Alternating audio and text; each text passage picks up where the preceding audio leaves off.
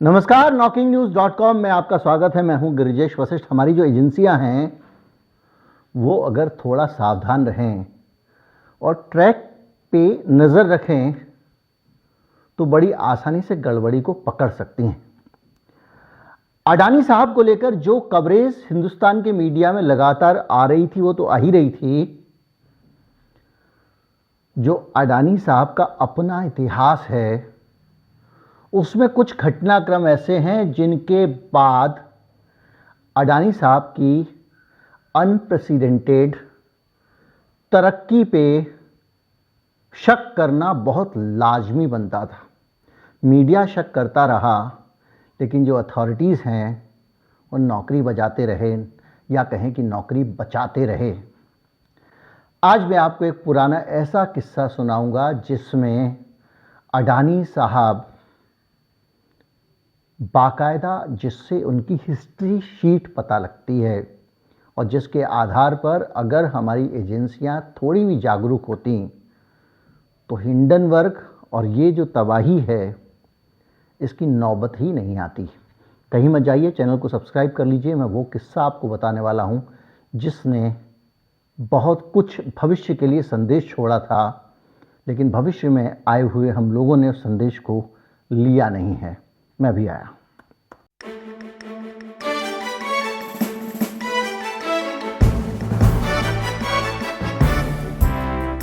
आप एक चीज़ नज़र रखते होंगे, जैसे ही किसी इलाके में कोई वारदात होती है तो पुलिस के पास अपनी पुरानी फाइलें होती हैं।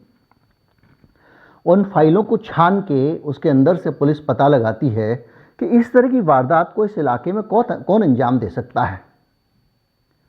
और जो वहाँ रहने वाले मनुष्यों की प्रवृत्तियाँ हैं, उनका रिकॉर्ड है, उनकी हरकतें हैं और उनकी वारदातें हैं, उनका हिसाब लगाकर पुलिस ये पता कर लेती है कि काम ये किसका होगा, ये किसकी हरकत हो सकती है और वो उस अपराधी को ढूंढ निकालती है। दुनिया में हम सबको उनके हिस्ट्री के हिसाब से पहचानते हैं। मोदी साहब की गुजरात में जो हिस्ट्री रही है उसके आधार पर आज उनकी पहचान है। सकारात्मक हो नकारात्मक हो एक अलग मसला है। जिसकी जो हिस्ट्री है, जिसने जैसा काम किया है, इंदिरा गांधी ने इमरजेंसी लगाई थी, हम उसके ज़रिए उनको पहचानते हैं।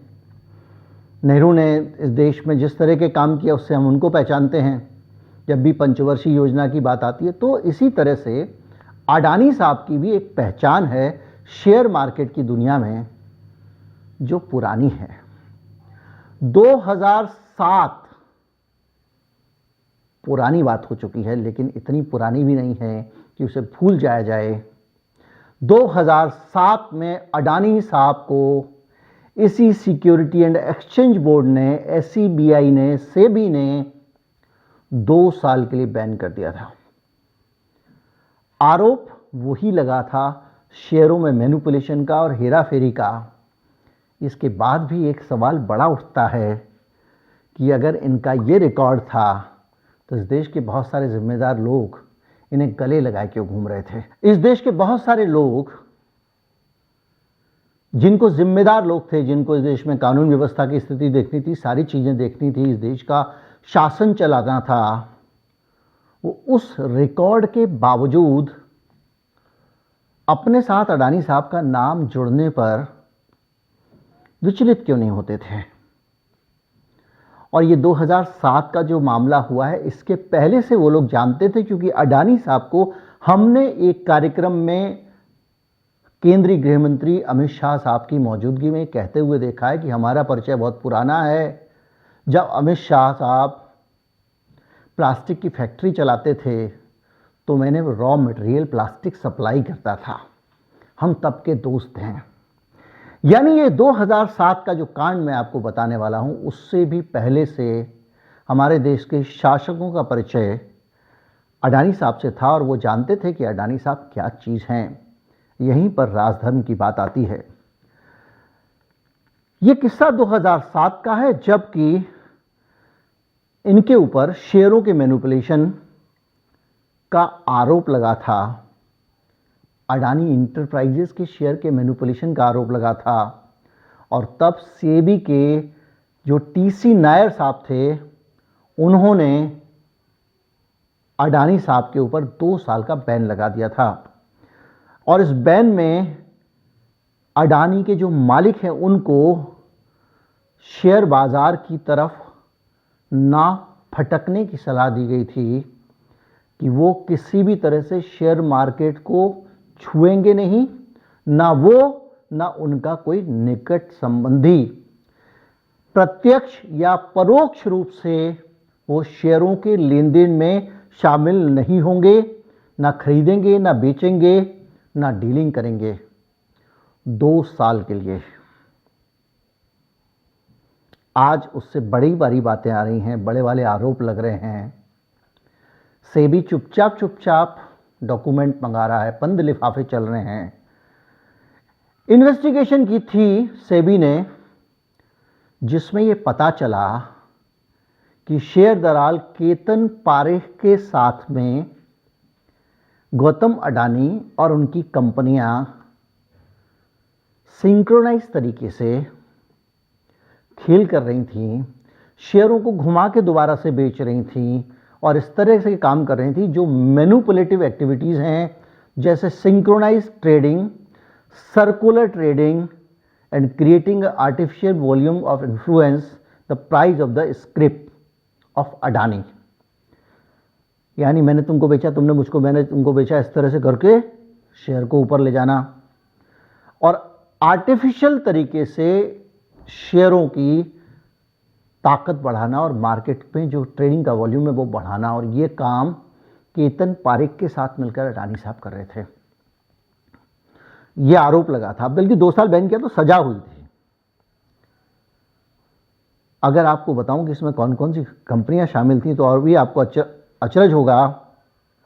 अडानी की जो कंपनियां थीं उसमें Adani agro private limited, Adani Impex private limited, crown international, shahi property developers private limited, Adani properties private limited, advance exports and intercontinental India. ये कंपनियां हैं जो अडानी साहब की कंपनियां थी और इन कंपनियों को रोक दिया गया था, बल्कि अडानी साहब को रोका गया था। इस वजह से इस कंपनियों की ट्रेडिंग को रोक दी गई थी। ये इंडियन एक्सप्रेस की मैं आर्काइव से निकाल के लाया हूं आपके लिए कटिंग, उस जमाने की खबर, ताकि 1% भी फैक्ट में हेर फेर ना हो। अडानी ग्रुप और केपी एंटिटीज यानी केतन पारेख की कंपनियां were found to have move funds and shares between them. वो अपने फंड और शेयर को ऐसे करते थे, तू मेरी खरीद ले, फिर मैं तेरी खरीद लूंगा, फिर तू वापस खरीद लियो। अब ये जितनी बार शेयर बिकेगा दाम बढ़ेगा और सर्कुलर मोशन, ये आरोप लगे थे। और ये भी पता चला कि एक खास दौर में 1999 से लेकर 2001 के बीच में इन्होंने काफ़ी इस तरह की हरकतें की थी। केतन पारेख का जब खुलासा हुआ तो उसमें अडानी साहब भी एक्सपोज हुए थे। अडानी ग्रुप कह रहे हैं कि उनको पता नहीं था कि ये सब हो रहा है और 15,88,000 शेयर उनके जो है वो इधर से उधर जा रहे हैं इस काल के दौरान, इस दौर में, यानी 99 से लेकर 2001 के बीच में। अब एक चीज़ समझिए, अडानी साहब का शेयर ऊपर क्यों जाता है, अगर ये जानना हो तो थोड़ा बैकग्राउंड में चले जाएंगे, आपको पता लग जाएगा। जो मुझे अनुमान लगता है मोटा मोटा वो ये लगा कि ये खिलाड़ी थे शेयर को ऊपर ले जाने के, और उसी विद्या का इस्तेमाल इन्होंने, जैसा हिंडनबर्ग रिपोर्ट कह रही है, रिपोर्ट को ऊपर ले जाने में किया। और इस बार इन्होंने केतन पारेख के साथ में कुछ करने के बजाय या किसी और के साथ करने के बजाय अपनी ही अनलिस्टेड कंपनियां बनाई और खुद ही उन कंपनियों के जरिए शेयर को ऊपर ले जा रहे थे।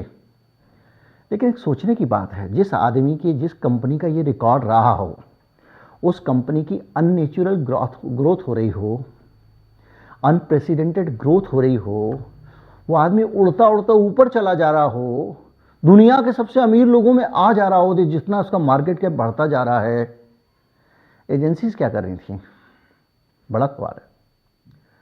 और हमारे देश की एजेंसीज अगर इतनी इंपॉर्टेंट चीज पे सोती बैठी रहेंगी तो आप अंदाजा लगा सकते हैं कि देश का क्या होने वाला है। और एजेंसीज़ को तो छोड़िए, हमारी सरकार में बैठे हुए प्रतिष्ठित लोग जिनकी आज बदनामी हो रही है और वो मौन आज भी बैठे हुए हैं, उन्होंने इस मामले को क्यों नहीं नोटिस किया? जैसा कि मैं दूसरे चैनल पे अभी बताया है कि वॉल स्ट्रीट जर्नल ने बाकायदा बताया कि जो आम इन्वेस्टर था और छोटे म्यूचुअल फंड थे या समझदार म्यूचुअल फंड थे, वो जानते थे, इसलिए हिंडनबर्ग आने से पहले भी वो अडानी के शेयर्स में पैसा नहीं लगा रहे थे। लेकिन बड़े बड़े नेता, बड़े बड़े लोग, और वो अडानी के इस तरह से एसोसिएट बने हुए हैं जिनके बारे में लिखा जाता है कि क्लोज एसोसिएट ऑफ अडानी, देश के प्रधानमंत्री के लिए लिख रहा है, द इकोनॉमिस्ट लिख रहा है। तो ये चिंता की बात है। और इसको कहने के बाद, ये चीज़ें समझने के बाद, जितना मैं समझा हूँ, मेरा फंडा एकदम क्लियर हो गया और मुझे लग रहा है कि ये मामला बहुत सामान्य मामला नहीं है और सामान्य जांच से ये सुलझने वाला भी नहीं है। एक निष्पक्ष और ज़बरदस्त जांच होनी चाहिए ताकि दूध का दूध पानी का पानी हो। लेकिन भाई साहब, शेयर खरीदने के मामलों में किसी भी तरह की कोई भी सलाह इसे ना माना जाए। ना मुझे इतनी समझ है मैं सलाह दे सकता हूँ, मैं खबरों का इकट्ठा करके, खबरों का एनालिसिस करके आपको देता हूँ, और मेरी किसी भी एनालिसिस के आधार पर किसी भी प्रकार के इन्वेस्टमेंट का कोई भी फैसला लेंगे तो ना तो फ़ायदे में तो रहेंगे ही नहीं, इतना पक्का है, क्योंकि मुझे बिल्कुल आइडिया नहीं, वरना मैं ही ना शेयर बाजार में पैसे लगाने लगता हूँ। लेकिन खबरें हैं, मैं आपको बता रहा हूँ, एनालिसिस है, मैं आपके साथ में कर रहा हूँ और आपको कुछ ऐसी जानकारियाँ दे रहा हूँ जो जानकारियाँ आपको मालूम होनी चाहिए। एक पुरानी कहानी है जो ये बताती है कि अडानी साहब आदतन खिलाड़ी हैं और पहले भी खेल करते रहे हैं, और ये खेल उनका एक मैंने आपको बता दिया। ज़्यादा से ज़्यादा लोगों तक वीडियो पहुँचाएं, चैनल को सब्सक्राइब कर लें, हमें सपोर्ट करें। नमस्कार, जय हिंद।